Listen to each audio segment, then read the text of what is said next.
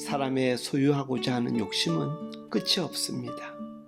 유리에 음악을 입히면 자신만 보이듯이 이 음박처럼 자신의 소유욕에 눈이 멀게 되면 다른 사람이 보이지를 않게 됩니다.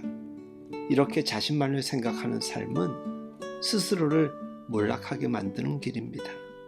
이처럼 세상적인 소유욕으로부터 자유할 수 있는 길은 하나님을 신뢰하고 하나님께서 주신 것으로 만족하는 것입니다. 이 사실을 사도 바울은 디모데전서 6장 6절에서 8절에서 이렇게 말합니다. 그러나 자족하는 마음이 있으면 경건이 큰 이익이 되느니라. 우리가 세상에 아무것도 가지고 온 것이 없음에 또한 아무것도 가지고 가지 못하리니 우리가 먹을 것과 입을 것이 있은즉 족한 줄로 알 것이니라 라고 말하였습니다. 이렇게 마음을 비우면 주변이 보이게 되고 비우면 그 빈자리를 주님께서 채워주시는 것이죠. 예수님께서 영생을 원하는 부자 청년에 대하여 비유로 말씀하시면서 청년에게 이렇게 말씀하십니다. 마태복음 19장 21절입니다. 예수께서 이르시되 내가 온전하고자 할진대 가서 내 소유를 팔아 가난한 사람들에게 나누어 주라. 그리하면 하늘에서 보화가 내게 있으리라. 그리고 와서 나를 따르라 하시니 이와는 반대로 어리석은 부자 비유에서처럼 자신을 위하여 재물을 쌓아놓고 누리려는 사람은 자신이 모아둔 모든 것을 잃게 됩니다. 결국 세상의 것으로 만족하려고 하다가 영원한 하나님의 나라의 자리까지 잃게 되는 것이지요. 그러므로 그리스도인은 세상의 재물이나 소유물의 마음이 빼앗기지 않도록 해야 합니다. 동시에 하나님의 약속을 신뢰하고 하나님 나라의 보물을 쌓도록 해야 합니다.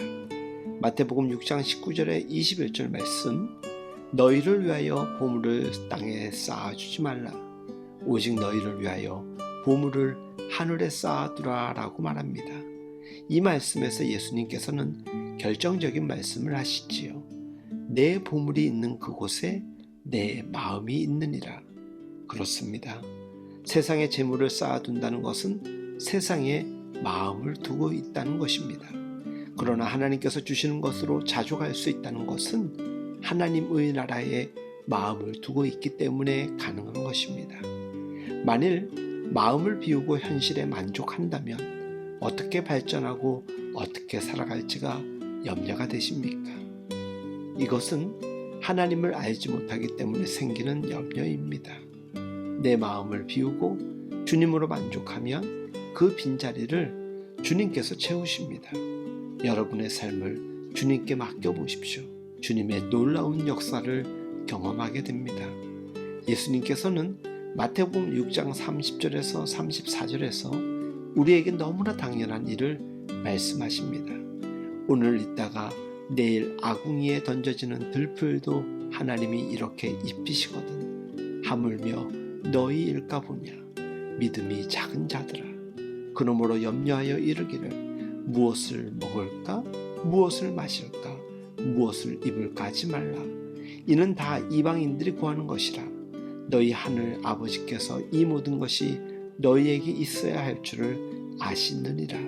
그런즉 너희는 먼저 그의 나라와 그의 의를 구하라. 그리하면 이 모든 것을 너희에게 더하시리라. 그러므로 내일 일을 위하여 염려하지 말라.